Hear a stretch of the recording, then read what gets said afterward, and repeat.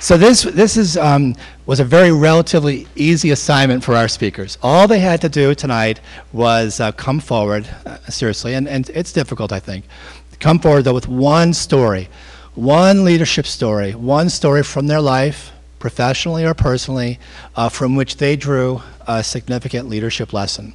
And so we invite the sharing to go forward, and we'll begin with Maryann Walker. Maryann. Oh, thank you, Michael. About how long do I have to do this? Like, how much of a story should I tell? As much time as you need. All right, relax.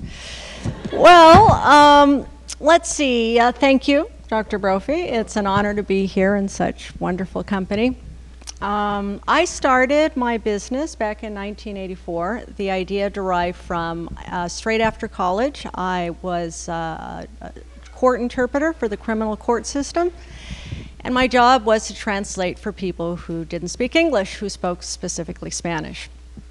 It seemed to me that Spanish-speaking people were really struggling to get through the legal system.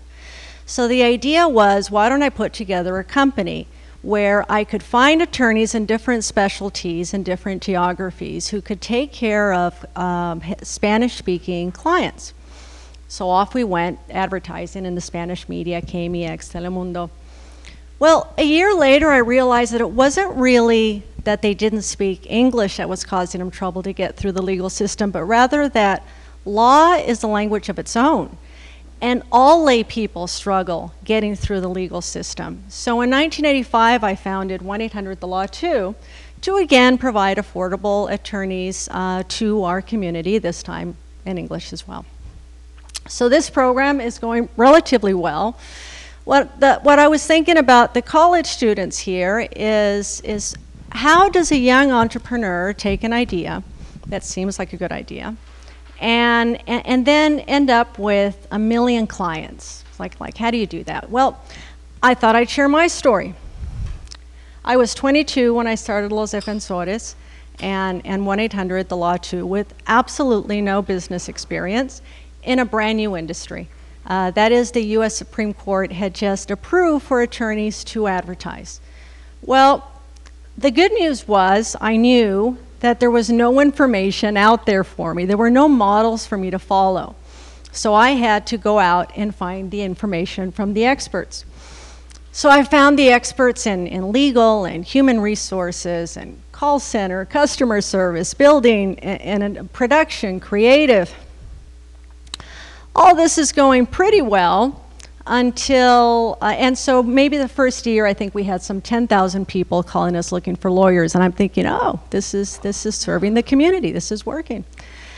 So we're going along, and then the California Bar Association, so this was my biggest challenge in my career.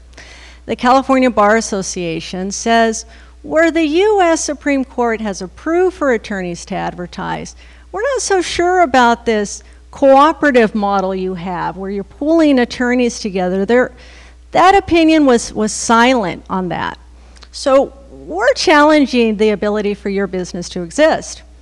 So I did what I had been accustomed to doing, which is to go out and find experts in my industry to look for help. So I reached out to my attorney clients. One of my clients, Vance Slater, said, oh, you need a state bar attorney. I didn't even know they existed. A state bar attorney is one that helps attorneys when the state bar, when they need to argue an issue with the state bar. So he said, my client, Vance Slater, said, and I have made an appointment for you to see the best attorney, state bar attorney in Los Angeles, Ellen Pansky. We have an appointment tomorrow at 10. I'm picking you up and we're going. So we go, we show our case to Ellen Pansky, and Ellen says, oh, I think this is a First Amendment issue. I think the state bar is attempting to censor attorneys' ability to advertise. So in her wisdom, she goes out and finds constitutional law professor Rex Heinke to write an opinion letter to the state bar to say, we think that you are censoring attorneys' ability to advertise. Then I, of course, got to work with all of my attorney clients, asked all of them to write letters to the state bar, contacted all my media partners, CBS, NBC, ABC, CNN, Telemundo, Univision, tell the State Bar that what they're doing is censoring advertising. But a really fun part of that process was contacting my competitors. So I contacted Jacoby and Myers, David Gray, Larry Parker, to ask them to write letters to the State Bar and tell them that they believed, that they concurred that it was censorship. Well, that was a little bit like US asking North Korea for help. and to my surprise, they did. And they wrote these great letters and they copied me on them. Well, the State Bar began to doubt their position. And instead of creating a lawsuit against me and causing me to have to defend myself, the California State Bar asks for an opinion to the Supreme Court. Do you think that we're right or Maryann's right? So it takes a year for the State Bar to respond, for the US Supreme Court to respond. And the whole time I'm wondering, is this business going to survive? By the time that happened, 30,000 people a year were calling us. This was probably 1990.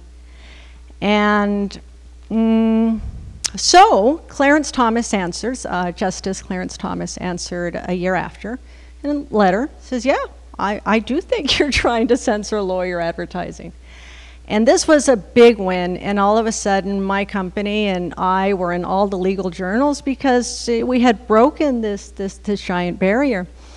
And because we were about the only company doing this, the State Bar then approached me and said, would you help us write rules for attorneys to jointly advertise?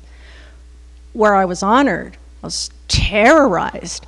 This was a pretty scary organization I had to go work with.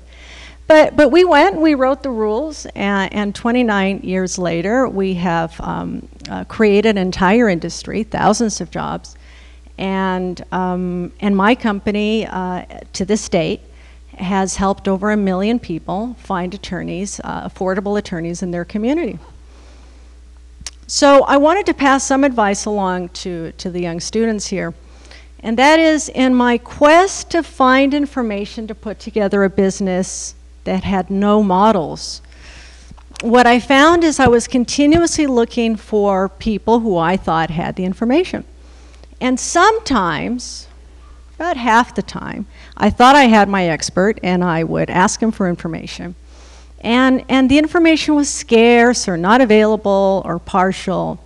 And I quickly understood that those people truly were not an expert. True experts offer information freely and abundantly. Today, I'm one of those experts. I serve on a few boards, including the board of this university, and offer information freely and abundantly because everybody knows that no successful person gets there on their own. And all you really have to do as you start your journey in your profession is have the courage to ask. You're here. Thank you, Maryann. Maryann, what was, and we're very lucky to have Maryann Walker serve on our board, and one of the great responsibilities at a university is presenting students with role models, and we certainly have done that tonight with these three fine speakers and with Maryann serving on our board. As you look back at that experience, what's the leadership experience? What did you learn from that experience? What are the headlines from that experience, which is about a 4 or 5 year process? Well, to overcome fear. Every time, creating a business where there was no business models, very frightening. Being challenged by an organization like the State Bar, very frightening.